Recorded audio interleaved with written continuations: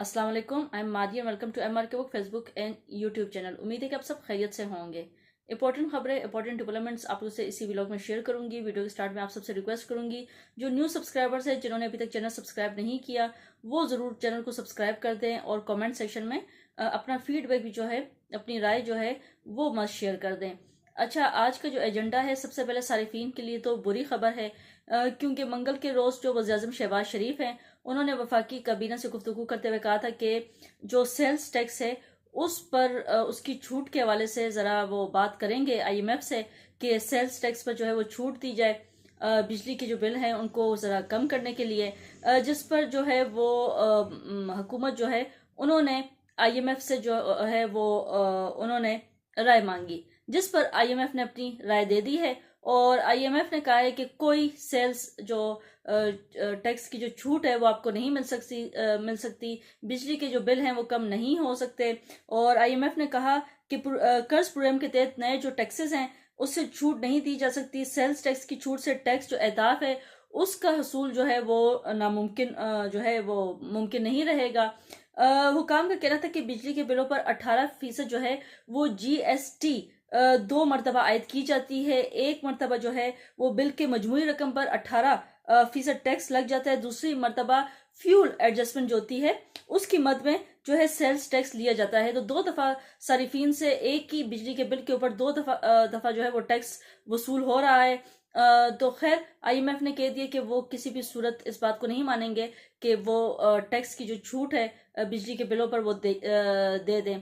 खैर, इसके साथ साथ जो है वो दूसरी खबर शामिल करेंगे, और वो खबर बड़ी अहम है क्योंकि जो GHQ जो है उसके हवाले से जो हमला केस है, इंसदाद दहशतगर्दी अदालत के जज जो है अमजद अली शाह ने 9 मई GHQ हमला केस की समाअत अडयाला जेल में की है, जहां पर जो इमरान खान हैं वो भी कमरा अदालत में पेश किया गया, उनको भी, जबकि केसेस के दीगर मुलजमान भी कमरा अदालत में पेश हुए।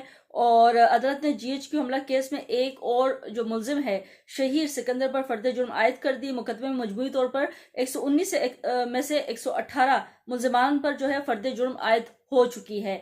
इंसदादी दहशतगर्दी अदालत ने गैर हाजिर मुलजिम मोहम्मद आसिम का ट्रायल अलग करते हुए आइंदा समाअत पर इस्तखाजे से शहादत जो है वो तलब कर ली है। और इसके साथ साथ जो है वो अदालत ने जो है वो नामजद मुलजिम उस्मान डार की बैरून मुल्क जाने की दरख्वास्त मंजूर कर ली है, और इन्हें 13 जनवरी से 21 जनवरी तक बैरून मुल्क जाने की इजाजत जो है वो दे दी गई है। और जो इमरान खान है उनके हवाले से जो है अदालत ने प्रोसिक्यूशन टीम की जानिब से इंसदाद दहशतगर्दी एक्ट के तहत मुकदमे की रोजाना की बुनियाद पर समाअत की इस्तदा मंजूर करते हुए 13 जनवरी से मुकदमे की रोजाना की बुनियाद पर समाअत का हुक्म भी दिया है। 13 जनवरी को इस्तगाजा के गवाहों के बयान जो है रिकॉर्ड किए जाएंगे। अदालत ने साबिक वज़ीर-ए-आज़म इमरान खान के पेटों से बात करवाने और मेडिकल चेकअप की जो दरख्वास्त है वो भी मंजूर कर ली गई है। ये एक अहम डेवलपमेंट थी। इसके साथ साथ जो है वो खबर जो है वो PTI ने कहते हैं कि मुश्किल हालात से जैसे कि गुजर रहा है, दौर से गुजर रहा है PTI, उन पर पाबंदियां हैं और वो केसेस का भी जो है ऑलरेडी जो PTI रहनुमा है वो मुकाबला कर रहे हैं। इस सूरत हाल में जो है PTI ऑलरेडी फंड के लिहाज से जो है वो बड़ी ही बदतरीन दौर से गुजर रही है।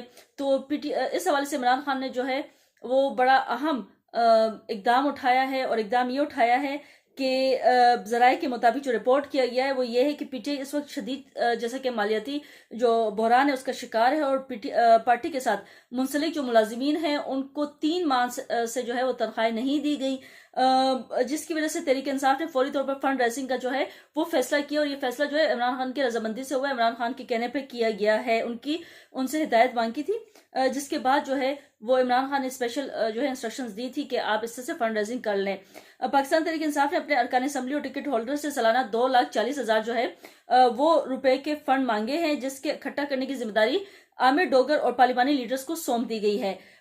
जो खत है जिनको सबको जो मिला है पार्टी के रहनुमाओं को, उसमें कहा गया कि अरकान असम्बली और पार्टी के टिकट होल्डर्स 2 किस्तों पर फंड जो है वो जमा करवा सकेंगे।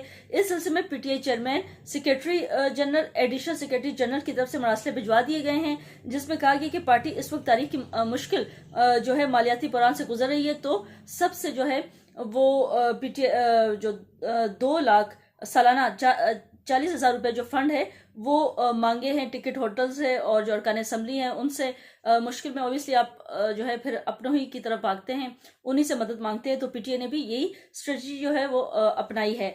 इसके साथ साथ जो खबर है वो हुकूमत से मुज़ाकरात के हवाले से है और जो पाकिस्तान तहरीक इंसाफ के जो मुज़ाकराती कमेटी की जो टीम है उनसे आज इमरान खान से मुलाकात नहीं करने दी गई उनको जेल में, जिसपे बैरिस्टर अली जफर ने कहा कि मुलाकात ना कराई गई तो हुकूमत के साथ जो मुज़ाकरात हैं वो कामयाब नहीं हो सकेंगे, वो जारी हम नहीं रख सकेंगे।